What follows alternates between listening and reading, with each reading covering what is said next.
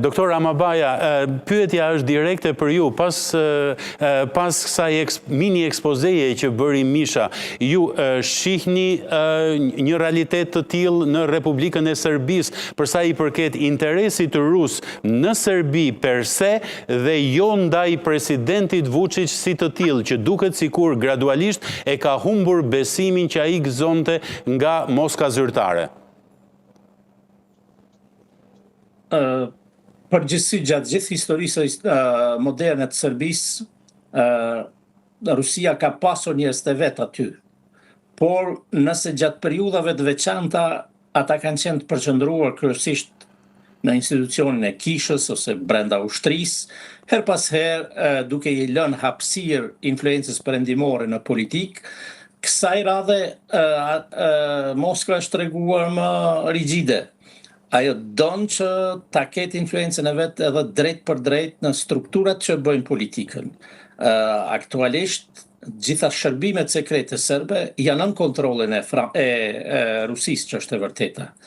Dhe një figurë emblematike e kësaj fuqie është një Aleksandër tjetër, e kam fjalën për Vulin. Aleksandër Vulinin. Ndërkaq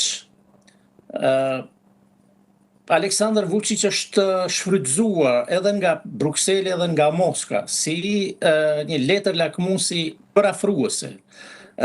Keni vure për shembull se Moska nuk kundërshton aderimin e Serbisë në Bashkimin Evropian, sepse ka dëshirë që të ketë brenda Kalin e Trojës, ashtu ka tash edhe kuaj tjerë, ndërkaq e kundërshton rreptësisht zgjerimin e NATO-s, në aderimin në NATO. Por në këtë pikë, për fat keq, ka një pikë takim mes interesit, ndërkohë këto vitet e fundit, mes interesit të Moskës dhe administratës Putin, që të dyat kanë marrë në shënjestër edhe Bashkimin Evropian. Dhe në këtë kuadër, Vučići mund t'i shërbej Moskës tutje, sepse ai megjithatë ka fuqi ndikuese.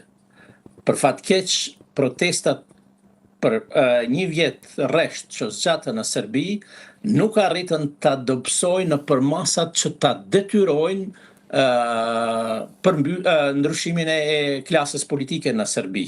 Prandaj, unë do të thosha që për shumë çka Serbia hyn në vitin e ri të zgjedhjeve me të panjohura të theksuar.